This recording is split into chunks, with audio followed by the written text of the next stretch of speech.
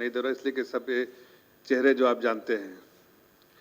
लेकिन आज का जो मुद्दा है वो जो आज जिस मुद्दे पे हम प्रेस कॉन्फ्रेंस कर रहे हैं उसको उस मुद्दे पे आने से पहले मैं एक दो बात कहना चाहता हूँ कि खासकर मैं मीडिया को जब एड्रेस कर रहा हूँ तो मैं ये कहना चाहता हूँ कि मीडिया जो है फोर्थ पिलर ऑफ डेमोक्रेसी है और सच को उजागर करने का काम जो है जनता उनसे ही उम्मीद करती है।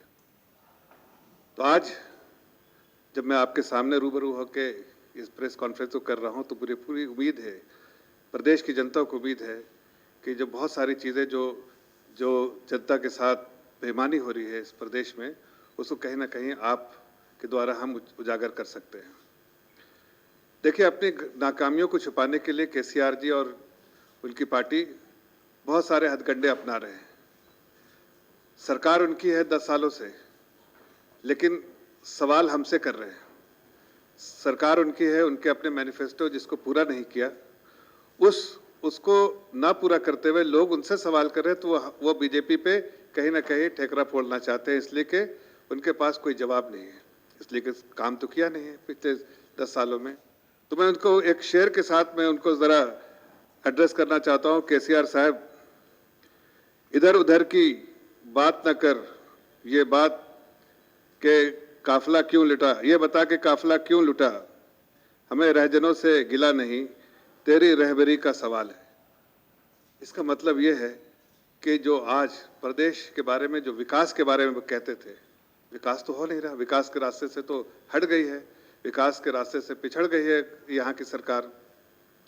और जो सबसे ज़्यादा प्रोमिनेंस इस प्रदेश को जाना जाता है वो करप्शन के लिए, करप्शन के लिए जाना जाता है, इसलिए कि इस प्रदेश में हर वो काम ऐसा हो रहा है जिसमें पैसा बनाने की जो मनी मेकिंग मशीन की तरह सरकार काम कर रही है, वो सिर्फ परिवार के लिए। किसके लिए? जो उनके नज़दीकी लोग हैं।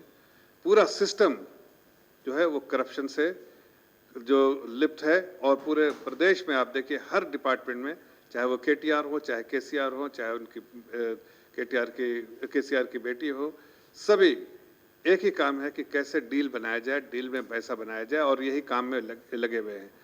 तो लोग कहते हैं कि अगर प्रदेश में केसीआर और केटीआर को सपोर्ट किसका है, तो वह डायरेक्टली जो अभी नया जो घमंडिया गठबंधन बना है, जो देश में अपोजिशन पार्टी से उन्होंने एक गठबंधन बनाया है, और उसका टैसिट अंडरस्टैंडिंग जो है वो केसीआर की पार्टी से है। और वो क्या है?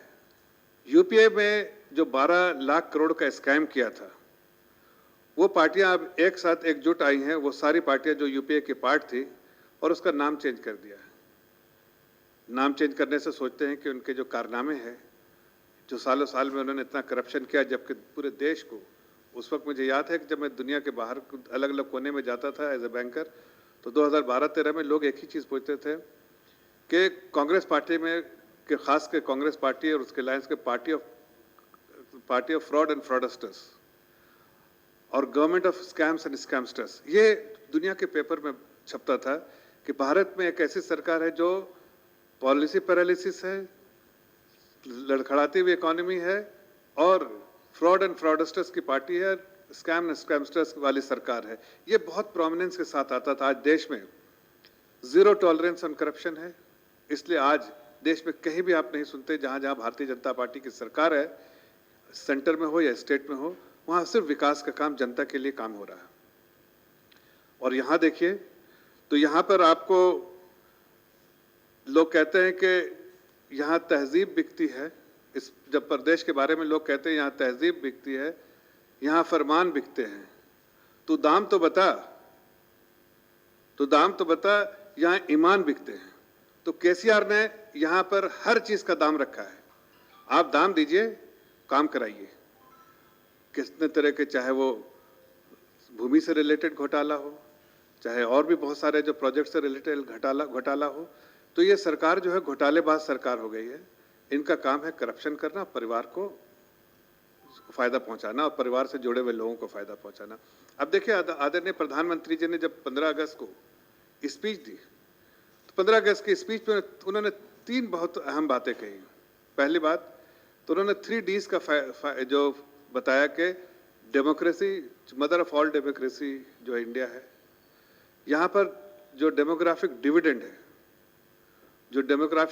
है, यूथ है, उसका फायदा इंडिया को पहुंच रहा है। लेकिन इस प्रदेश में इतने सारे यूथ हैं जिन्होंने तेलंगाना मिशन को और वो जो पूरे उसको सपोर्ट किया था, वो सारे यूथ आज कहीं ना कहीं ठगे महसूस अपने आप को कर रहे हैं। इसलिए कि वो उन यूथ को जिस तरह से एम्प्लॉयमेंट अपॉर्चुनिटीज क्रिएट करनी चाहिए थी, उन्होंने नहीं किया। केसीआर की सरकार ने नहीं किया, इसलिए केसीआर की सरकार तो मनी मेकिंग मशीन है, वो अपने पैसे अपने लिए बना रही है, लेकिन जनता तराई तराई कर रही है।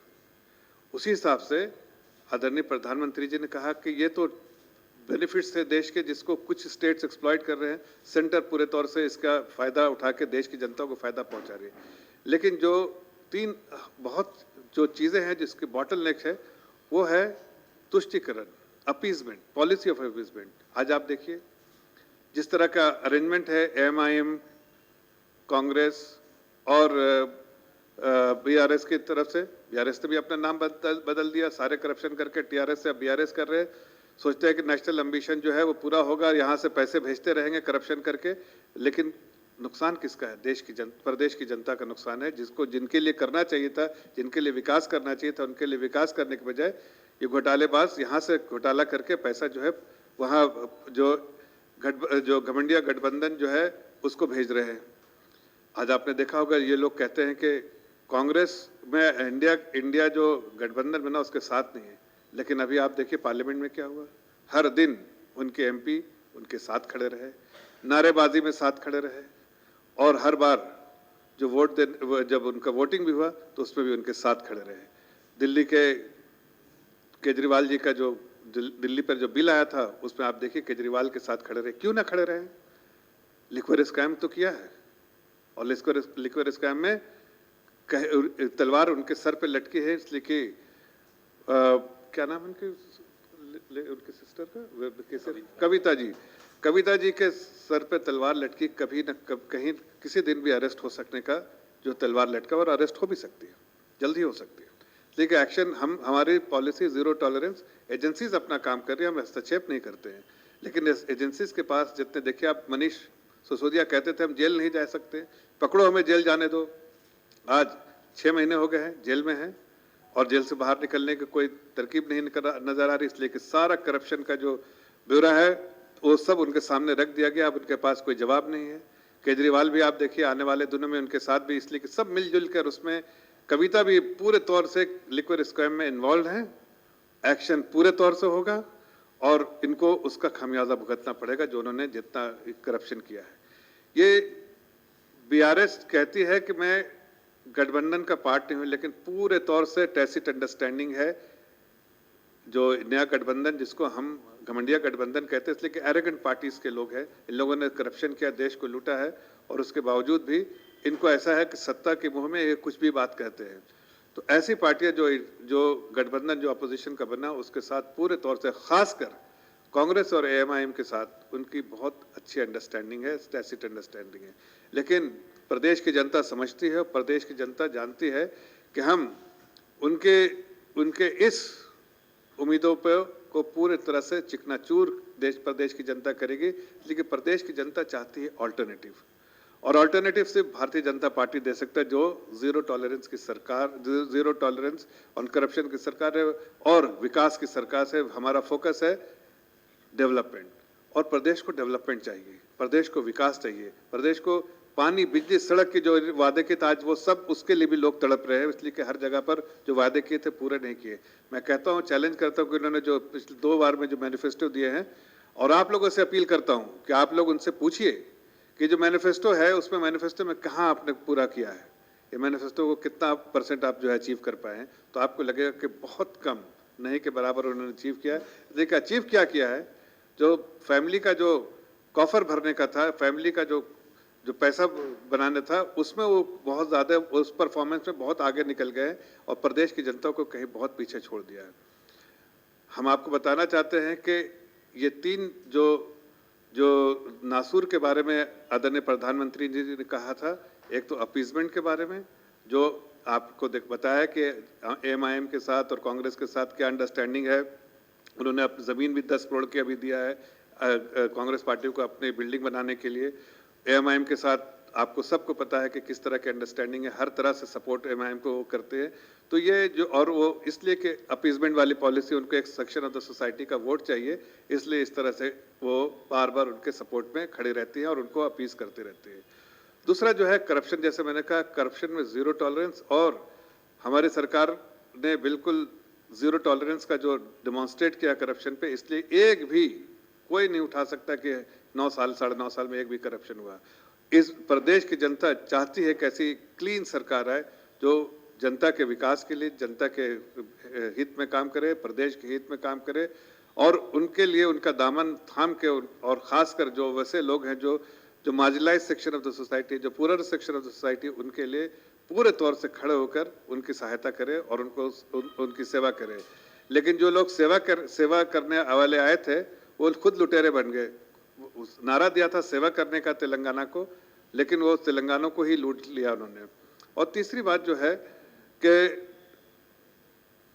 परिवारवाद, ये बहुत बड़ा मीनेस है सोसाइटी के लिए। ये लोग जो सिर्फ परिवार के लिए जीते हैं, ये वही लोग करप्शन भी करते हैं, वही लोग अपील भी करते हैं, इसलिए कि इनको सत्ता में काबिज रहना है। प्रधानमंत्री जी ने, आदरणीय प्रधानमंत्री जी ने कहा है कि देश की जनता से अपील किया है, और आपके माध्यम से मैं भी उस पैगाम को प्रदेश की जनता तक पहुंचाना चाहता हूं कि इस 3 बॉटलनेक्स को, जो नासूर की तरह है, जो दीमक की तरह है, देश